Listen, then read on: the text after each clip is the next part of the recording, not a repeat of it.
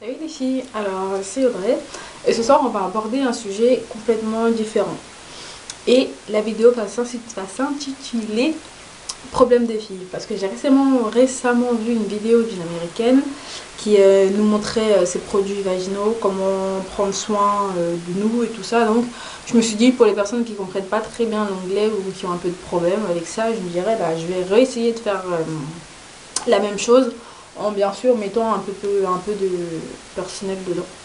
Donc je vais vous parler de deux choses. Premièrement, des mycoses vaginales et des infections urinaires qui, d'après moi, sont les deux infections entre guillemets qu'une femme peut avoir et ne pas vraiment savoir comment s'y prendre à part aller voir le médecin.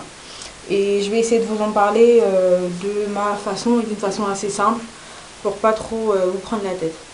Alors, excusez-moi. Je vais commencer par les mycoses vaginales. Je suis allée rechercher sur internet pour vous montrer à peu près ce qu'ils en disent. Alors, les mycoses vaginales sont attribuables à un champignon appelé Candida albicans. La mycose vaginale est également appelée candidose. Je vais juste vous donner une définition nette, une définition médicale. Alors, moi, ce que je peux vous en dire, parce que je suis souvent sujette à ce genre de petites infections. Alors, premièrement, je vais vous dire les symptômes, entre guillemets, comment on sait qu'on les a en fait. C'est pas quelque chose qui s'attrape, mais c'est quelque chose qui se développe. En fait, parce que naturellement, on a des champignons en nous, en très petite quantité, mais quand il y en a un peu trop, dû à plusieurs choses que je vais vous mentionner plus tard, bah, il y en a une quantité trop importante, ce qui déclenche des démangeaisons et aussi une douleur durant le rapport, voilà, durant un rapport sexuel. Donc, premièrement, moi, je vais vous dire ce qu'on peut utiliser contre et aussi comment les prévenir et les éviter. Alors, si on en a, comment les guérir? Alors là, sur le site qui s'appelle affection.org, ils disent qu'il est possible d'utiliser des gélules et aussi des ovules vaginales. Alors moi, à chaque fois que j'en ai, c'est des ovules vaginales. On m'a jamais prescrit des gélules, donc je ne savais même pas que ça existait. Et il y a aussi une crème. Alors l'ovule, ça ressemble à peu près à... C'est dans un packaging à peu près comme ça. Celle-là, c'est Monazol, que j'ai acheté dans une pharmacie. Dans toutes les pharmacies, on en trouve. Il n'y a pas que cette marque-là, il y en a plusieurs autres. Mais moi, celle-là, c'est celle que mon gynéco m'a recommandé en me disant que c'est une bonne ovule. Donc voilà. Celle-là, elle a coûté 4,32 €. Mais le prix, c'est vraiment variable selon les pharmacies. Mais c'est à peu près ça. À l'intérieur, il y a une petite notice. Voilà. Et l'ovule en elle-même, ça ressemble à ça en fait. Je sais pas si vous voyez bien. Voilà, c'est comme ça le devant. Et donc, en fait, d'après mon gynéco, en fait, ça agit pendant 7 jours. C'est-à-dire pendant 7 jours complets. Il faut, en plus de cela, avoir un traitement avec une crème. La crème, j'ai pris la même que l'ovule, Monazol aussi. Et c'est une crème 2% nitrate de sertaconazole. Enfin, je sais pas trop ce que ça veut dire, mais je sais que c'est pour tout ce qui est démangeaison et la gêne en fait. C'est pas tant pour les douleurs, mais c'est vraiment pour le côté tout ce qui est voilà, les démangeaisons, de la gêne que ça peut occasionner en fait. Donc voilà, il y a la crème, c'est-à-dire on met l'ovule et une à deux fois par jour, plutôt 2 fois par jour, mettre la crème sur les parois en fait, les endroits où on a souvent des démangeaisons. Donc voilà. Ensuite, pour prévenir une mycose, moi j'ai deux soins intimes, on va dire, achetés aussi en pharmacie, mais je pense qu'on les trouve presque que en pharmacie, peut-être en grande surface, je sais pas, je suis pas sûre. En tout cas, moi je les ai achetés en pharmacie. Et en fait, j'ai un soin intime quotidien qu'on fait sous la douche, hein, et un autre pour quand j'ai des mycoses en fait. Donc quand j'en ai pas, c'est-à-dire tous les jours à peu près, parce que j'essaie de pas le faire tous les jours parce que du savon tous les jours dans le vagin, c'est pas quelque chose de très conseillé. De temps en temps, oui, ou des fois juste la nettoyer à l'eau. Je pense que c'est pas besoin de mettre beaucoup de produits parce que trop de produits, bah, ça en fait trop, je pense, parce que c'est vachement fragile et pas besoin de surcharger en produits parce que je pense pas que ça fera un très grand effet. Donc le premier, c'est celui-là, c'est Saforel. Eux, ils font plusieurs trucs, hein. Ils font pas que ça. En fait, ça à la base, c'est le packaging. Normalement, c'est une recharge que je suis censée mettre dans un récipient, mais les récipients je ne le trouve plus, donc je l'ai gardé comme ça. Et donc ça c'est soins lavant douce, toilette intime et corporelle, usage quotidien, sans savon, à la bardane, sans parabènes. Protège et apaise muqueuse et peau sensible ou irritée. Donc voilà, ça c'est pour tous les jours. Et ensuite il y a celui-là, Hydralin, que j'utilise comme j'ai des mycoses ponctuellement. En fait voilà, c'est pour un usage ponctuel, c'est pas pour un usage quotidien, contrairement à celui-là. Et c'est aussi sous la douche et voilà, ça prend 3 secondes. Hein. C'est comme si on comment dire, c'est vraiment 3 secondes, c'est sous la douche et puis c'est tout. Pas besoin de le faire tout le temps, plusieurs fois dans la journée, sauf si on se douche 2 fois peut-être le matin et le soir, bah pourquoi pas. Voilà, ça aussi je l'ai acheté en pharmacie, peut-être dans les 6 euros, je pense, 6-4 euros par là. Et celui-là, je pense que ça devait être dans les 3 euros. Ensuite, comment les éviter? Ça va être un peu, comment dire, ça bouscule un peu les habitudes. Donc, faut y aller petit à petit parce que d'un coup, on aura l'impression que ça sert strictement à rien. Mais je peux vous dire que ça améliore en fait. Alors, premièrement, c'est tout ce qui est slim, jeans super serré ou tout ça, faut éviter. Ça veut pas dire qu'il faut pas en mettre. Mais il faut éviter d'en mettre ou en tout cas de ne pas en prendre des super serrés dans lesquels on n'arrive plus à bouger.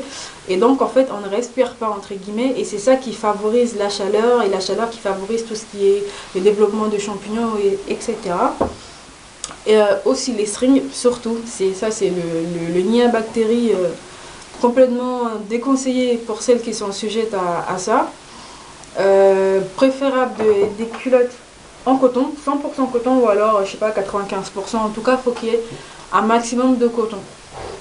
Ça c'est pour les sous-vêtements.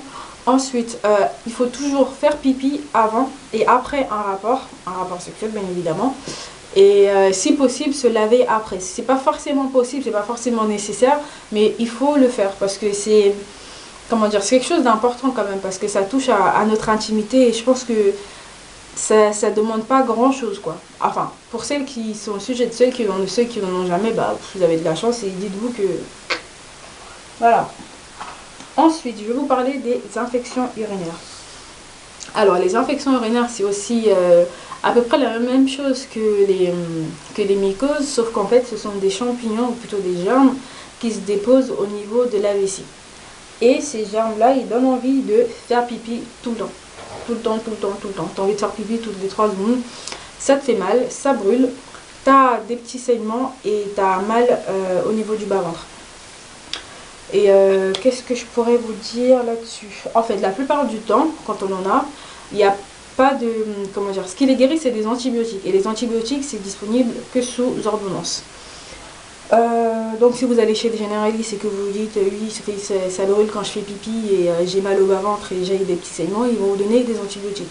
Sauf que les antibiotiques, comme on le dit dans la pub, trop d'antibiotiques tue des antibiotiques. Donc ça sert à rien d'en prendre tout le temps. Ce que moi l'erreur que j'ai faite en fait, c'est qu'à chaque fois qu'on m'en prescrivait, j'essayais pas de chercher un traitement alternatif qui aurait pu être plus sain et moins médicamenteux. Et donc la dernière fois que j'en ai eu, je suis allée à la pharmacie. Et la dame m'a donné ceci. C'est un médicament Urisanol au cranberry et aux huiles essentielles.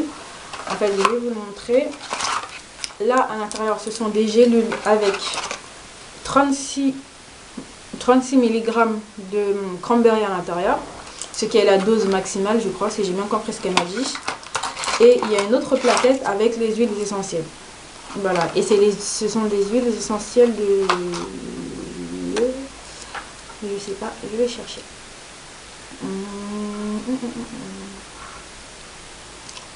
Alors, il y a de la menthe poivrée, de la girofle, du thym, de la lavande et de la cannelle de Ceylan. Je sais pas comment on prononce. C'est écrit C-E-Y-L-A-N. Donc voilà, et en fait, on doit prendre les deux comprimés combinés une fois par jour pendant 10 jours. C'est un traitement de 10 jours, voilà. Et j'ai acheté à 14,30 € dans la pharmacie. Vous me direz c'est cher, c'est pas du tout remboursé par la sécu, mais pour un traitement autre que des antibiotiques qui ne font que retarder l'échéance en fait, parce que ça revient à chaque fois, c'est répétitif, bah, je me suis dit pourquoi pas essayer ça et peut-être que ça va les éliminer complètement, on verra bien. Et donc voilà. Pour les prévenir aussi, c'est à peu près les mêmes consignes que pour les infections urinaires, c'est-à-dire des sous-vêtements en coton, pas trop serrés, il faut boire beaucoup d'eau, c'est-à-dire même quand on n'en a pas, on le sait déjà qu'il faut boire beaucoup d'eau, mais quand on en a, il faut boire encore plus d'eau pour pouvoir éliminer les germes. En fait, plus on boit, plus on urine, et donc plus ça fait partir les germes. Et aussi boire du jus de cranberry. Normalement, une femme devrait en boire un verre par jour. Un verre, un petit verre, pas un grand verre comme ça, un petit verre de jus de cranberry par jour. Et ça permettrait de prévenir en fait l'infection, de renforcer, je vais pas dire notre système immunitaire, mais de renforcer l'élimination de ces germes en fait. Voilà. Donc c'est tout ce que j'avais à vous dire sur le sujet. Et j'espère que ces explications vous aideraient. Ensuite, je vais donner quelques petits conseils supplémentaires pour éviter tout ça en fait, que ce soit les infections, les germes et tout ça. Quelques petits conseils pratiques à suivre tous les jours qui ne coûtent rien et qui ne font que nous aider. Alors, premièrement, quand on va aux toilettes, que ce soit pour faire pipi ou pour tout et n'importe quoi, quand on s'essuie, il ne faut surtout pas s'essuyer de l'arrière à l'avant. Moi, j'avais tendance à faire ça jusqu'à ce que ma mère me le dise, et jusqu'à ce que ma généraliste aussi me le dise. Il faut surtout aller de l'avant à l'arrière. Surtout, parce que c'est très important. Parce que si on va de l'arrière à l'avant, tous les bactéries